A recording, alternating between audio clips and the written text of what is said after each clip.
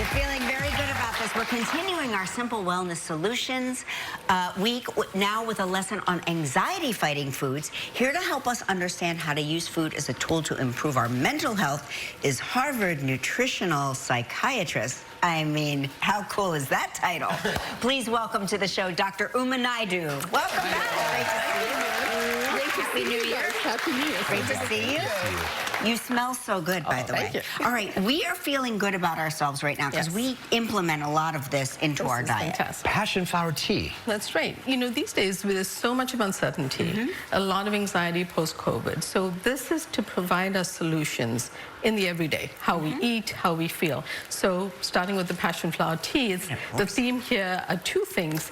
One is foods that actually fight off inflammation, but also things like eat the blues to beat the blues. So passion flower tea, those blueberries have anthocyanins, rich antioxidants. All of these actually help with things like, stress tolerance, help fend off depression, but help with things like dementia over time. So eating small amounts every day can be really, really helpful. I like this here. I know you love chocolate. Yes. So a study showed in extremely anxious people that if they ate about 40 grams, about this amount That's a lot. extra dark, it's not too bad, but it's pretty healthy because it's pretty pure chocolate. Yeah. And they ate that over a 2-week period, it lowered their anxiety. But I have another tip for you about chocolate. It's also important because it is the highest source of plant-based iron in... No kidding. And the World Health Organization has told us that the largest nutritional deficiency in the world is iron deficiency anemia in 30% of people.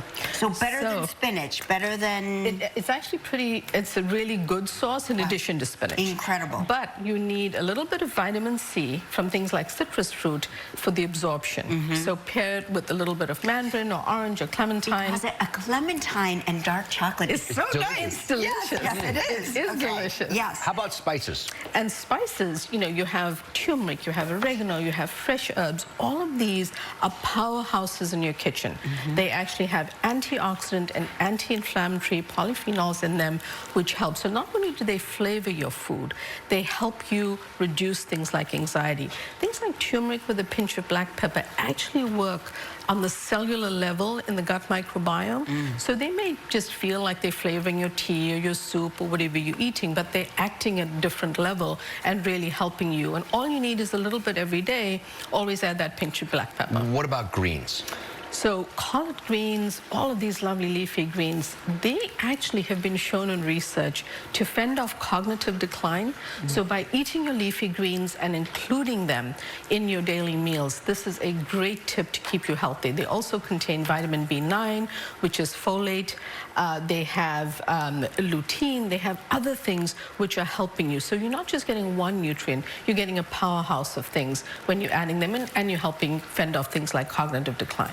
Well, we have to take a commercial break. When we come back, we're going to check in with some more. There's even more anxiety-fighting foods when we return with Dr. Naidoo. Stick around. We're back with Dr.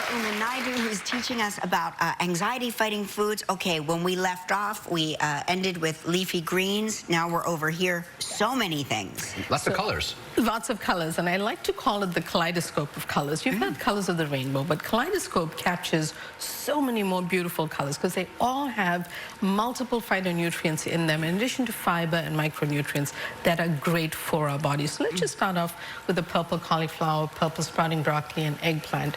These actually contain a great tip for cooking broccoli, or even things like cauliflower, is cut it and let it sit on the counter for about an hour, a little bit over. Because that allows for the special polyphenol sulforaphane to form, and that's actually something you need, and you want more of it. So cut it and let it sit before you cook it. Exactly. Let it sit for a little bit. So, prepare it in the morning and cook it in the evening. Prepare it on the weekend, let it sit out, and then put it away and cook it later, because it allows for that formation, and that's really helpful because what we want is the sulforaphane, which actually has antioxidant and anti-inflammatory properties. So just a great tip, plus those rich anthocyanins like we talked about. Then you get at things like pomegranates, right? And by the way, vitamin C is much richer in things like red bell peppers than citrus fruit. Wow. And cauliflower has about 8 times more vitamin C than citrus fruit. So in addition to citrus fruit, include these other vegetables and fruits because they're giving you these vitamins that are helping your immunity and fending off your anxiety. Incredible. Then there's strawberries, and then carotenoids from carrots, and then peppers. Peppers have these different hues, these different colors, and these different nutrients. Things like, there are things like lycopene in tomatoes. All of this is key. So putting it together in this kaleidoscope gives you the kind of eating plan you were talking about, something that's going to help balance your mind and make you feel calm. But then at the end of it, if you've done eating well, Mark, and you've done a good job of that, you can also make a Play-Doh from the book, or play with it, because like people carry a stress ball. I have one. I love it. You want to be able to have something that keeps your hands busy when you're at the desk. And this is homemade Play-Doh. So the recipe here is for the homemade Play-Doh, which you can't eat, but you can make it from the book. Smells like it. Lavender. How do you make it? So you have basically a bit of flour, a bit of coconut oil, some cream of tartar, a couple of ingredients, just a coloring to make it. This happened to be lavender, but you can make a lemon balm if you like that flavor and use a little bit of essence. It leaves a great fragrance on your hands. It does. It basically helps. You can even travel with it, keep in the fridge, make it with the kids. It's a great way to de-stress and have something on hand. I love it. Thank you so much. Thank you. Really appreciate it. Great tips. For more tips like this, make sure to pick up a copy of Dr. Uma's book, Calm Your Mind with Food. Next, we're going to open up that inbox. Stick around. If you would like to know more about any of this week's simple wellness solutions, just go to our website at livewithkellyandmark.com.